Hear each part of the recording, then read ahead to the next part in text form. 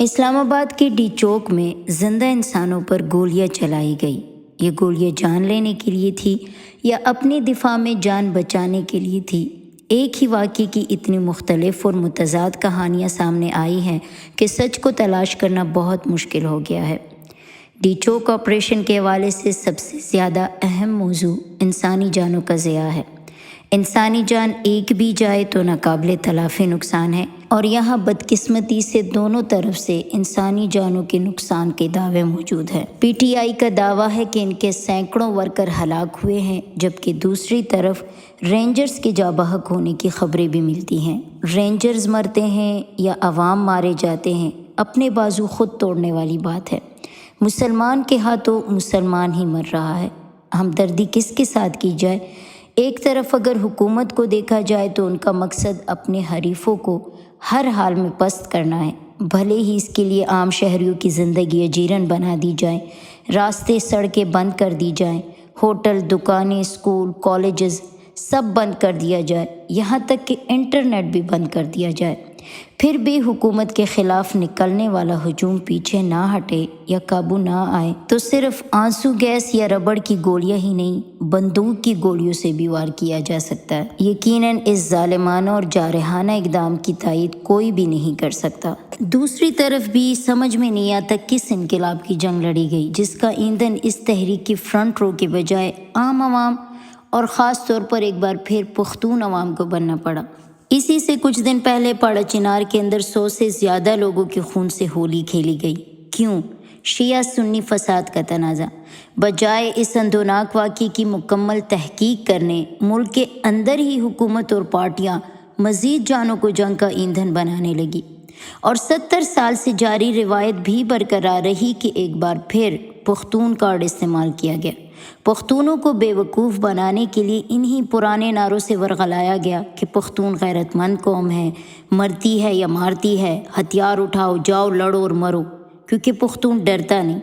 اور ہر بار جواب میں ہوتا کیا ہے؟ مرتے بھی پختون ہیں، گرفتاریاں بھی ان کی ہوتی ہے، دہشت گردی کا مقدمہ بھی ان پر ہوتا ہے، نوکریاں پختونوں کی چھینی گئی، زخمی بھی پختون ہی ہوئے۔ ملک کی کوئی بھی بڑی تحریک ہو، کسی بھی انقلاب کی بات ہو، ہر بار کی طرح اس بار بھی پختونوں کو ہی استعمال کیا گیا۔ جنگ کی آگ جب بھی بھڑکائی گئی، پختون ہی ایندھن بنے۔ آپ پاکستان میں تحریکوں اور انقلابوں کی تاریخ اٹھا کر دیکھ لیں، پختونوں کو غیرت کے نام پر میدان میں لایا گیا، ان کو جنگ کا ایندھن بنایا گیا۔ انقلاب کے فرنٹ رو کے اپنے بچے کبھی سامنے نہیں آئے، نہ آئیں گے، بلکہ جب بھی حالات ناسازگار ہوتے ہیں، فرنٹ رو سارا انقلاب سمیٹ کر گرم زمین سے محفوظ پناہ گاہ کی طرف بھاگ جاتے ہیں۔ اور مرتا کون ہے؟ انقلاب کے نام پر جان ہتھیلی پر رکھی بے وقوف عوام، مسلمان عوام۔ تو خدا کے لیے مسلمان ہی مسلمان کے دشمن نہ بنے۔ پاکستان کی عوام کو ہمیشہ اسلام کے نام پر، خاص طور پر پختونوں کو اسلام کے نام پر، حقیقی انقلاب کے نام پر جنگ کے میدان میں گھسیٹا گیا۔ ڈی چوک کے واقعے میں کون صحیح تھا کون غلط، اس سے قطع نظر مسلمان بہن بھائیوں کو ایک سوال کا جواب ڈھونڈنا چاہیے کہ گولی کیوں چلی؟ وہ کون سے عوامل ہے جس نے مسلمان بھائی کے ہاتھوں مسلمان بھائی کو مروایا؟ اسلامی نقطہ نظر سے موجودہ حالات کے تناظر میں ایک سوال اٹھتا ہے، اگر حکمران ظالم، جابر اور عیاش ہو تو کیا پھر بھی ان کی اطاعت واجب ہے؟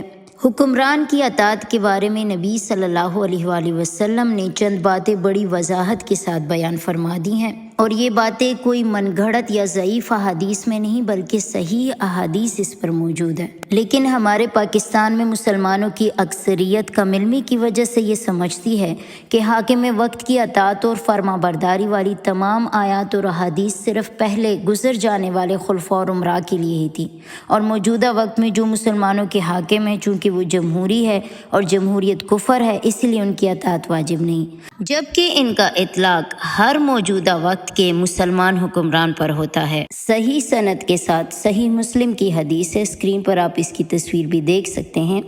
عوف بن مالک رضی اللہ تعالیٰ عنہ سے روایت ہے کہ میں نے رسول اللہ صلی اللہ علیہ وآلہ وسلم کو فرماتے سنا، تمہارے بہترین امراء وہ ہیں جن سے تم محبت رکھتے ہیں اور وہ تم سے محبت رکھتے ہیں اور وہ تمہارے لیے دعا کرتے ہیں، جبکہ تمہارے بدترین امراء وہ ہیں جن سے تم نفرت رکھتے ہو وہ تم سے نفرت رکھتے ہیں اور جن پر تم لعنت بھیجتے ہو اور وہ تم پر لعنت بھیجتے ہیں۔ صحابہ رضی اللہ تعالیٰ عنہم نے عرض کیا، اے اللہ کے رسول صلی اللہ علیہ وآلہ وسلم، کیا ایسے موقع پر ہم ان سے جنگ نہ کریں؟ آپ علیہ السلام نے فرمایا نہیں، اور اس وقت تک نہیں جب تک وہ تم میں نماز قائم کرتے رہیں۔ فرمایا، سن رکھو کہ جس پر کوئی امیر ہو اور وہ اسے کوئی ناجائز کام کرتا دیکھے تو وہ اس ناجائز کام کو ناپسند کرے اور ہرگز اس کی اطاعت سے ہاتھ نہ کھینچے۔ دوسری حدیث بھی صحیح مسلم سے ہے، حدیث نمبر 1846۔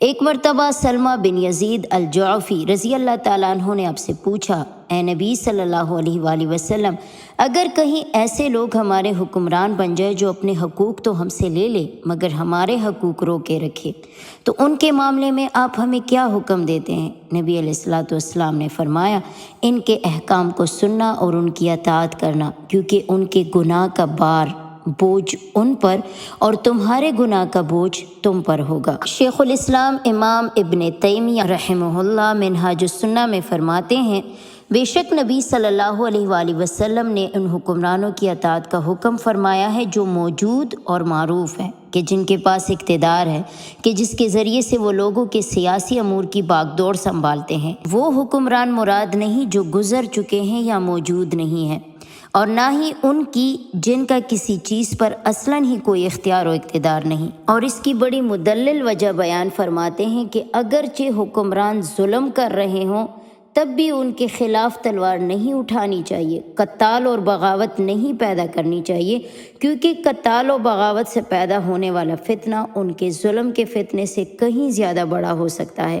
اسی لیے چھوٹے فساد کے ذریعے بڑے فساد کو دفع کرنا کوئی دانشمندانہ فعل نہیں ہے، کیونکہ صاحب اختیار حکمران کے پاس پاور ہوتی ہے، بہت زیادہ اختیارات ہوتے ہیں، اسی لیے حکومت کے خلاف بغاوت کی صورت میں، تلوار اٹھانے کی صورت میں کہیں زیادہ بڑے قتال اور فساد کا اندیشہ ہوتا ہے۔ رسول اللہ صلی اللہ علیہ وآلہ وسلم کی احادیث بتاتی ہیں کہ ایک حکمران جب تک مسلمان ہے، نماز پڑھتا ہے اور عوام کو نماز پڑھنے دیتا ہے، اعلانیہ کفر کی دعوت نہیں دیتا، اسلام کے خلاف کاموں پر مجبور نہیں کرتا، اس وقت تک اس کے خلاف بغاوت اور قتال نہیں کرنی۔ ہاں، خلاف شریعت کاموں میں اس کا ساتھ نہیں دینا، اس کے ظلم کو ظلم کہنا ہے، بلکہ نبی علیہ الصلوۃ والسلام نے ظالم حکمران کے سامنے کلمہ حق کہنے کو افضل جہاد کہا ہے، لیکن جب تک وہ مسلمان ہے، اسلام پر قائم ہے، اس کے خلاف تلوار اٹھانے کا نہیں کہا، کیونکہ اس کے مقابلے میں